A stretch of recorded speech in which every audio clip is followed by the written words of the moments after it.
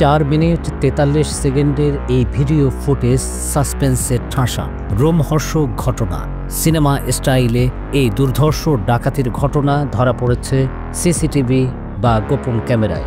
বুধবার রাতে পাবনার ভাঙড়ায় নৈশ প্রহরীকে বেঁধে রেখে 5টি জুয়েলারি দোকানে একের পর এক লুট করা হয়। এই সিসিটিভি ফুটেজে ধরা পড়েছে ফিল্মি স্টাইলের সেই ডাকাতির ঘটনা।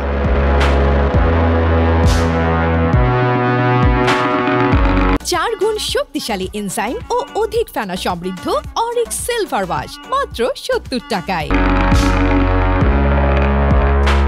ক্ষতিগ্রস্ত জুয়েলারি ব্যবসায়ীরা জানতে পেরেছেন রাত আনুমানিক 2টার দিকে গোমানি নদী দিয়ে একটি স্পিড বোটে করে 12 থেকে 15 জনের একটি ডাকাত দল প্রথমে অষ্টম নেশা বাজারে নামে। বাজারে থাকা 3 জন নৈশ প্রহরীর মোবাইল ফোন কেড়ে নিয়ে তাদের হাত পা বেঁধে ফেলে তারা।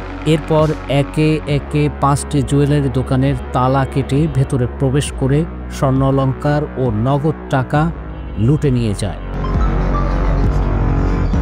ভুক্তভোগী জুয়েলারি ব্যবসায়ীরা বলছেন, লুট হওয়া স্বর্ণালংকার ও নগদ টাকা উদ্ধার করতে না পারলে তারা সারা জীবনের জন্য পথে বসে যাবেন। কেসিগেট আসলে তালা মারা, কেসিগেটের তালা ভাঙেছে, আপনার হইলো সামনে আপনার হলো গ্রিলের আসলে গ্রিলটা কাটছে, ভিতরে এসে সিন্ধুকের তালা আসলে সিন্ধুক ভাঙছে, ভাঙা আপনার 11 ভরি স্বর্ণ লিছে, আর আপনার আনুমানিক 300 ভরির উপরে চাঁদি আসলে চাঁদি লিছে, আর নগদ টাকা 40,000 টাকা লিছে। দোকানে কিছু লোক ঢুকে তারা আমার সিন্ধুক খুলতে না পারার কারণে তারা উপরে যায়, উপরে আমার ওখানে যেয়ে আমাদের জিম্মি করে, আমার বাচ্চাকে আঘাত করে, আমার বউকে আঘাত করে এবং আমার বাচ্চাকে জিম্মি করে আমাকে ধরে নিয়ে আসে, এনে আমার সিন্ধুক খোলায় নেওয়ার পরে যা টাকা গহনা ছিল সব নিয়ে নিছে। মোটামুটি ভরি 5 সোনা, নগদ টাকা ছিল মোটামুটি 3 লাখের মতো, 200 ভরি চাঁদি।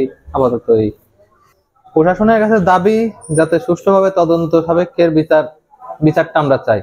তদন্ত করে যাতে পুলিশ প্রশাসনের কাছে এবং যারা আছে তাদের দায়িত্ব নিয়ে যাতে আমার জিনিস যদি কালি দিতে চায় তাহলে আমরা খুশি। 4 গুণ শক্তিশালী এনজাইম ও অধিক ফেনা সমৃদ্ধ অরিক সিলভার ওয়াশ মাত্র 70 টাকায়।